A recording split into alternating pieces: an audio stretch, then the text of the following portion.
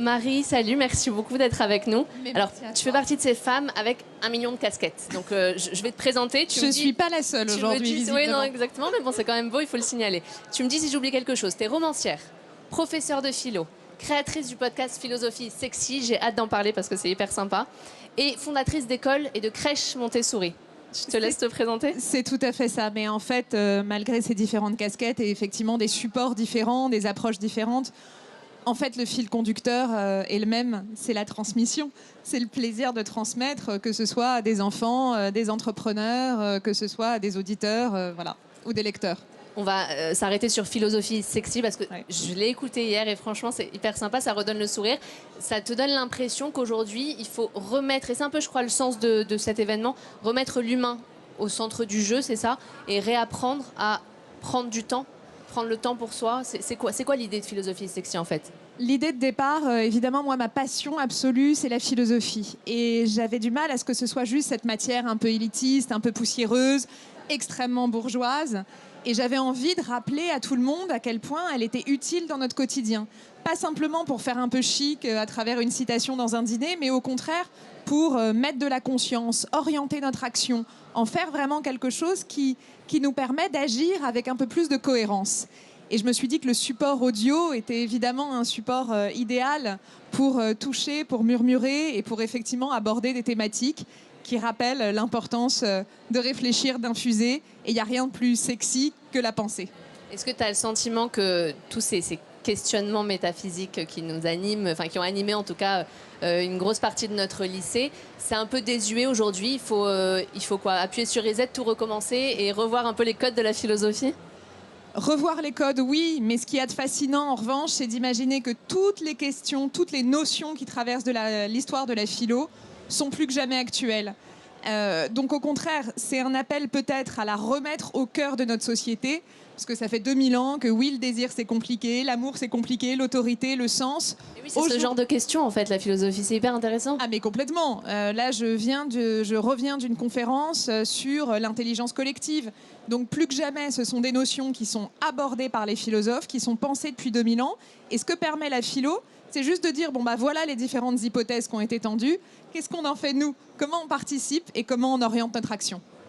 Comment Philosophie Sexy? Comment ta passion pour la philosophie, enfin comment avec cette passion t'en viens à créer des écoles Montessori? Tu vois, en fait t'essayes quoi, d'adapter la philosophie au tout petit, parce que c'est 3 à 6 ans, c'est ça? En fait j'étais prof à la fac. Ce qui est prestigieux, ce qui est magnifique, mais je me suis rendu compte que j'avais envie d'avoir des élèves, de les avoir bien plus tôt. Parce que finalement, quand à la fac, on a déjà des élèves qui sont ancrés dans des raisonnements, qui ont des habitudes dans le rapport au travail, à l'effort, à la pensée. Et du coup, j'ai rencontré mon mari, qui lui était un élève montessorien, et qui m'a dit, Banco, on commence dès le départ. Donc on a créé des structures, d'abord à Marseille, puis à Paris 16, puis Paris 15, puis Clichy. 3-6 ans, 6-12 ans, aujourd'hui crèche et collège, avec la perspective, non pas de faire contre le public, bien au contraire, de faire des laboratoires pédagogiques, des vraies écoles internationales qui utilisent la pédagogie Montessori, mais pas seulement, qui permettent aux enfants de réfléchir, d'explorer, et pas juste d'être assis face à une chaise à subir un contenu. Aujourd'hui, on a des profs fantastiques qui sont à côté de leur pratique. Donc ça permet vraiment de dire, regardez ce qu'on sait faire et comment on l'étend. On critique souvent l'éducation en disant la base c'est ça et il faudrait justement se concentrer sur ça à nouveau. Toi tu le fais et c'est en ça que tu as une vision un peu différente du monde de demain. Comment on parle à des enfants, et est-ce que tu penses que c'est dès 3 ans, 4 ans, 5 ans que tu leur mets en tête les bons codes, les bons tips pour être heureux, c'est ça? Mais évidemment, alors non seulement les bons tips dans le rapport à l'intelligence, justement, de l'autre, comment je respecte l'autre. Moi, je fais des ateliers philo à partir de 4-5 ans. C'est absolument remarquable de voir. Honnêtement, je n'ai aucun mérite. C'est remarquable de voir à quel point ce sont des âges métaphysiques. Mais comment qu'ils ont parles envie de philo à un enfant de 3 ans? On raconte une histoire qui, en fait, dans cette histoire, en fil conducteur, en filigrane, il y a un concept. Et en fait, les enfants s'en emparent. Une de leurs questions favorites, c'est les origines, la genèse des choses, le pourquoi. Je suis convaincue que tous ceux qui ont des enfants ici savent très bien à quoi je fais référence. Un enfant se situe dans le pourquoi. Il va déconstruire. Donc, moi, mon seul relais, c'est de leur permettre, en fait, d'interroger et pas d'aller à un point A à un point B. Comment tu passes de cette ambition de vulgariser la philosophie. Je crois que c'est un peu ça, en fait, l'idée. Oui, en tout cas, du moins de la démocratiser. Comment tu passes de ça à j'en fais demain, voilà, je me réveille, j'en fais mon métier. Tu vois, c'est quoi le chemin de pensée? Ah bah c'est sûr qu'il y a 20 ans, quand j'ai commencé des études de philo, c'était un peu moins à la mode qu'aujourd'hui.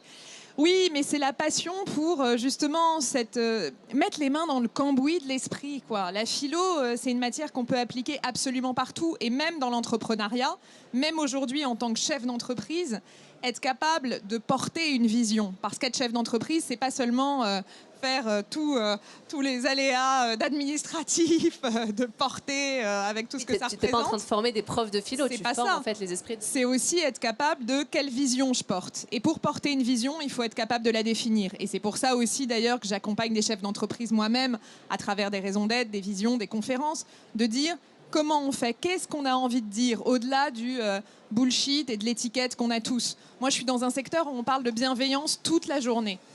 Qu'est-ce que ça veut dire en acte? Qu'est-ce que ça veut dire en pratique, face aux équipes? Comment on met des adultes dans les meilleures conditions pour qu'ils le soient, bienveillants réellement avec les enfants? C'est passionnant. C'est quoi les prochaines étapes? Tu t'es fixé un objectif, un agenda? Jamais. Mais en tout cas, les prochaines étapes, c'est continuer évidemment à grandir. On a très envie de développer nos crèches, parce que c'est quand même un secteur qui aujourd'hui est en grande souffrance, exactement comme les EHPAD. C'est des secteurs où je crois que les enfants, les familles et encore une fois les équipes méritent leur considération. Donc c'est vraiment le volet sur lequel on veut se concentrer dans les années à venir. Un mot pour terminer, la fierté, c'est le thème du jour. Qu'est-ce qui te rend fière aujourd'hui? 1000 choses. Moi, j'ai 1000 idées en tête, mais toi, alors moi, ce qui me rend profondément fière, c'est quand j'ai des nouvelles de mes anciens élèves. Il y a des changements de trajectoire. J'ai des élèves à qui on avait vraiment prédit des prophéties plutôt négatives et qui aujourd'hui sont des jeunes adultes épanouis, conscients et confiants. Et rien que pour ça, ça vaut le coup de se lever le matin.